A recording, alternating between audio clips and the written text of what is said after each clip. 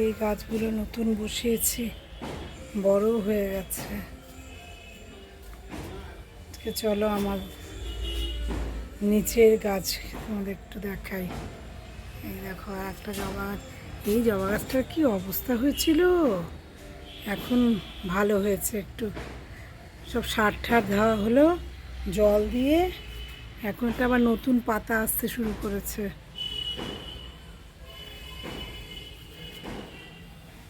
তো লেবু গাছও কিন্তু সমানে লেবু দিয়েই যাচ্ছে,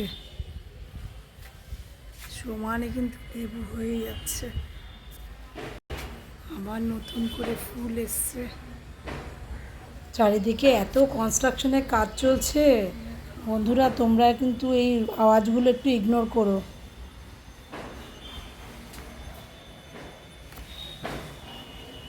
লেবু হয়েই যাচ্ছে, এখানটাও কত বড় লেবু।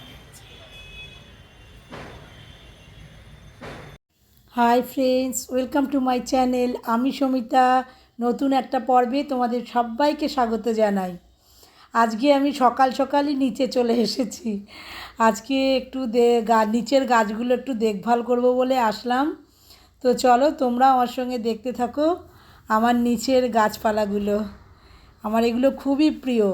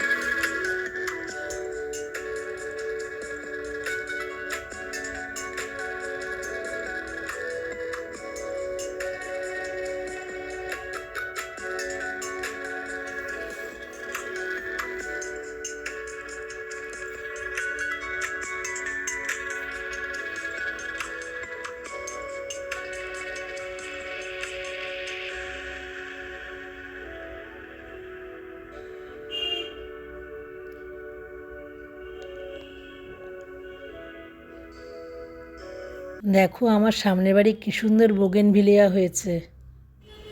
চলো আমার গণপতি দেব আর বজরং বলিকে তোমাদের সঙ্গে একটু দর্শন করিয়ে দিই। এনারা হচ্ছে কি আমার সবচেয়ে পরম বন্ধু।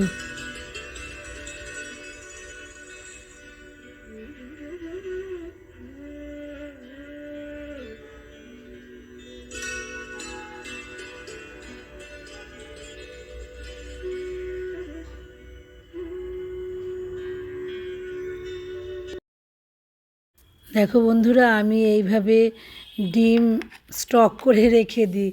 এটা কখন কেনা হয়েছিল বলো তো? তখন 2020-তে লকডাউনের সময়, তখন তো প্রচুর ডিম খাওয়া হতো। তো তখন আমরা এই বক্সটা কিনেছিলাম যাতে একসাথে অনেকগুলো ডিম কিনে রাখা যায়। তখন থেকেই আমি কিন্তু এইভাবেই ডিম মানে স্টক করে ফ্রিজে রেখে দিই। খুব সুবিধা হয়, ডিম থাকলে দেখবে কোনো চিন্তাই থাকে না আর, তাই না? তো তোমরাও এইভাবে রাখতে পারো, এরকম বক্স একটা কিনে নেবে, তো একসঙ্গে 30-35টা ডিম ইজিলি রাখা যায়। আরও বড় আছে, তো আমি ছোটোটাই কিনেছিলাম। ভীষণ সুবিধা হয়, দেখবে ডিম থাকলে বাড়িতে কোনো চিন্তাই থাকে না, কোনো গেস্ট আসুক বা কেউ আসলে কোনো অসুবিধাই হয় না, চট করে রান্না করে নেওয়া যায়, তাই না? সেই জন্য এইভাবেই আমি ডিম স্টক করে রেখে দিই ফ্রিজের মধ্যে।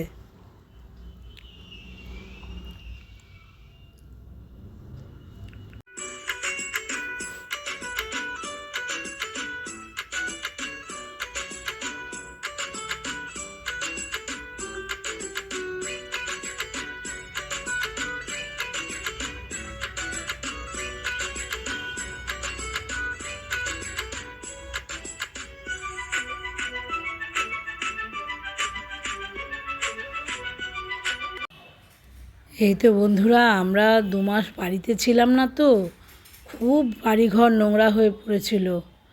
তো আমাদের এখন সব পরিষ্কার পরিচ্ছন্ন করা হচ্ছে, সব পর্দাগুলো চেঞ্জ করা হলো। তো হাজব্যান্ড প্রচুর হেল্প করে দেয়, ও সব পরিষ্কার করছে ওগুলো।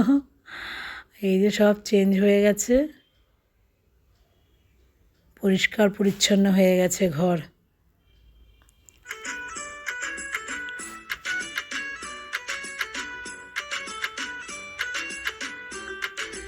এখনও সব সুটকেসগুলো ওঠানো হয়নি, এগুলো আস্তে আস্তে ওঠানো হবে।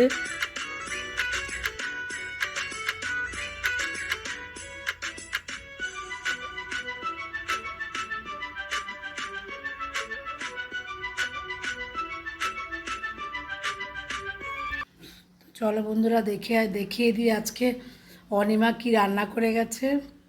আজকে রান্না করেছে মাগুর মাছের ঝোল, কাঁচকলা দিয়ে আলু দিয়ে, আমার খুব ফেভারিট একটা আইটেম। আর হচ্ছে পালং শীষ চচ্চড়ি। এই হচ্ছে কি আজকে আমাদের লাঞ্চের মেনু। এই 11টা সাড়ে 11টা নাগাদ। তো সবারই একটু ফল খাওয়া উচিত, তো আমিও খাই। তো শুধু শুধু ফল খেতে না রোজ ভালো লাগে না, তাই ভাবলাম আজকে একটু ফ্রুট স্যালাড বানিয়ে খাই। তো যার যেরকম ঘরে যেভাবে যেরকম ফল থাকবে সে সেভাবেই বানিয়ে খেতে পারো।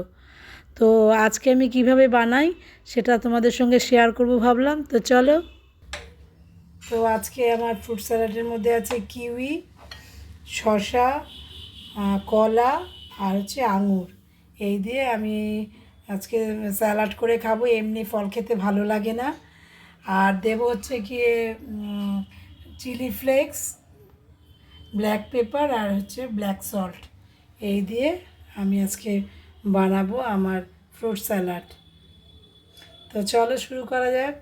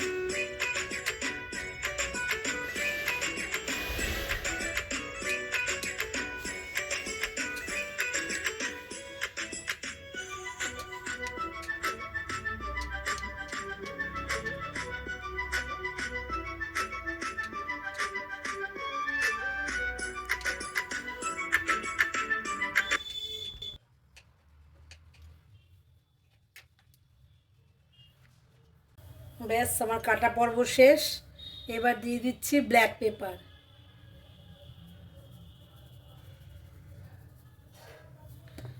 তারপরে দিয়ে দেব একটু ব্ল্যাক সল্ট,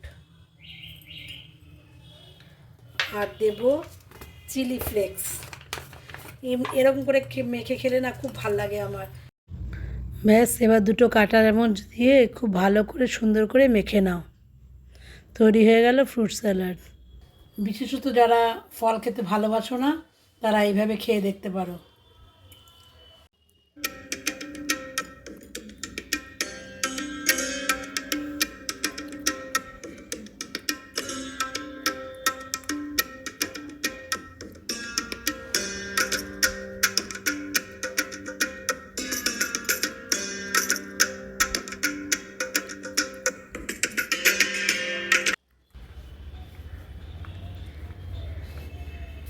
দেখো বন্ধুরা, আমার কি সুন্দর সাদা জবা ফুটেছে আজকে। সব ফুটবে, এখনো ফোটে নাই, কলি এসছে অনেক।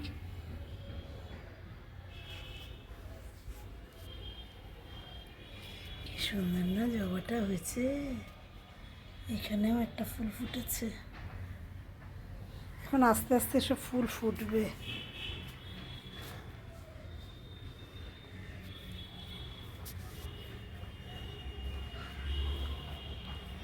দেখো তুলসী গাছগুলো একদম মরে গিয়েছিল, এখন সুন্দর আবার। এই দেখো আমার কুমড়ো গাছের দানা ফেলেছিলাম, তার থেকে কি সুন্দর গাছ বেরিয়েছে। প্রত্যেক দিনই একটু ছাদে আসি, দেখি ফুল টুল ফুটলো কি না, কীরকম গাছগুলোর অবস্থা, এইসব দেখতে আসি আর কি ছাদে। তো চলো তোমাদেরকে ছাদ থেকে আমার বাড়ির চারপাশটা একটু দেখিয়ে দিই। তো আজকের এই ছোট্ট পর্ব কেমন লাগলো জানিও বন্ধুরা। যদি ভালো লাগে তাহলে প্লিজ লাইক কমেন্ট শেয়ার করো, আর প্লিজ প্লিজ আমার চ্যানেলটাকে সাবস্ক্রাইব করো।